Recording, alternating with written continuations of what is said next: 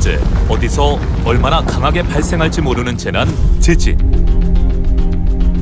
우리나라도 더 이상 지진의 안전지대가 아니고 특히나 지진은 사전 예보가 불가능한 재난입니다. 따라서 평상시 지진 대처 요령을 숙지하고 만약 지진이 발생하면 올바르게 대응하는 것이 무엇보다 중요합니다. 지진의 위협으로부터 나와 내 가족의 안전을 지킬 수 있는 안전수칙, 지금부터 알아봅니다.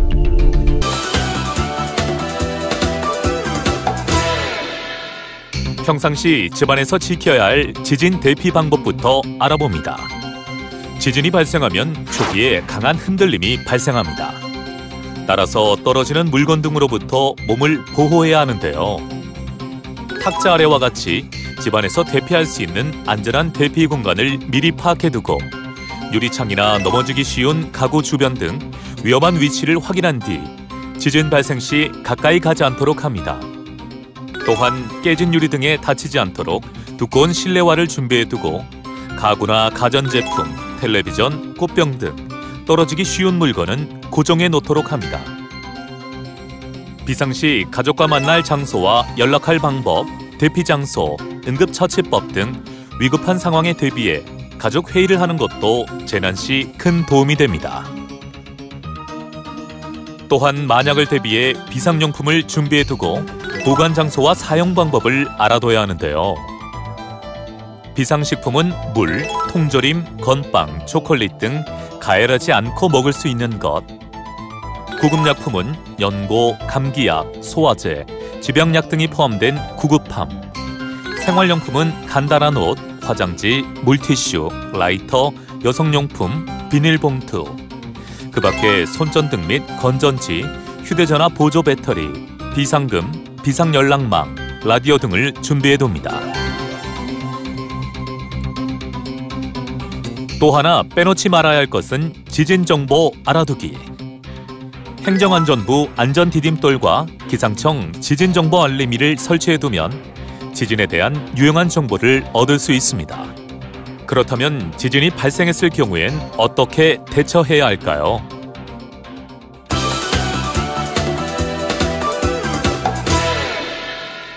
지진으로 크게 흔들리는 시간은 길어야 1, 2분 정도.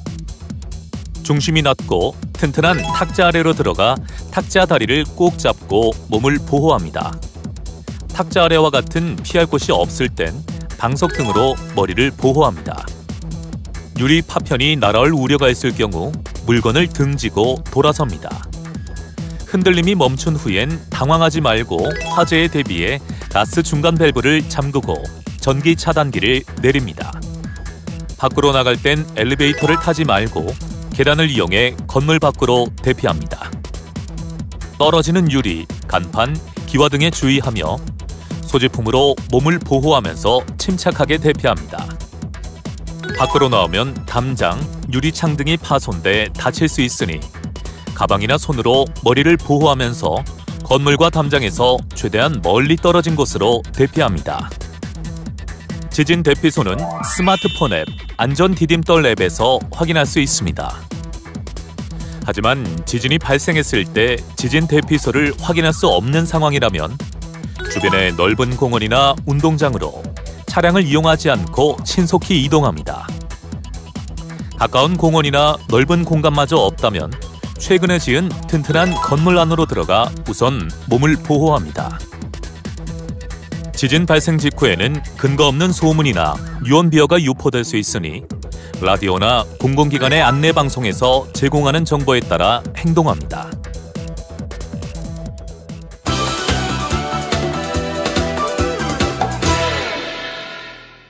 사무실은 컴퓨터 본체, 모니터 등 무거운 물건들이 많아 다칠 위험이 크므로 즉시 책상 아래로 들어가 몸을 웅크리고 책상 다리를 꼭 잡고 몸을 보호합니다. 학교에서 지진을 맞닥뜨렸다면 곧바로 책상 아래로 들어가 몸을 웅크리고 책상 다리를 꼭 잡고 몸을 보호합니다. 흔들림이 멈추면 선생님의 안내에 따라 질서를 지키면서 운동장으로 대피합니다. 복도에서는 창문 유리가 깨질 우려가 크므로 창문과 떨어져 이동합니다. 운동장이 건물과 너무 가까이 있다면 주변에 넓은 공원을 찾아서 대피합니다. 엘리베이터를 타고 있다면 모든 층의 버튼을 눌러 가장 먼저 열리는 층에서 신속하게 내린 후 계단을 이용해 대피해야 하는데요. 만약 엘리베이터 안에 갇혔을 때는 인터폰이나 휴대전화를 이용해 구조 요청을 합니다. 백화점이나 마트에 있을 땐 진열장에서 떨어지는 물건으로부터 몸을 보호하고 계단이나 기둥 근처로 피하는데요. 흔들림이 멈추면 안내에 따라 안전하게 밖으로 대피합니다. 자동차를 운전 중엔 비상등을 켜고 서서히 속도를 줄여 도로 오른쪽에 차를 세워서 긴급 차량을 위해 도로의 중앙 부분을 비워둡니다. 라디오의 정보를 잘 듣고 대피해야 할 때는 열쇠를 꽂은 채 문을 잠그지 않고 대피합니다. 이 또한 긴급 차량을 위한 조치입니다. 전철을 타고 있을 땐 전철 안의 손잡이나 기둥, 선반을 꼭 잡고 넘어지지 않도록 하는데요. 전철이 멈췄다고 해서 서둘러 출구로 뛰어가는 것은 위험하므로 안내에 따라 안전하게 행동합니다.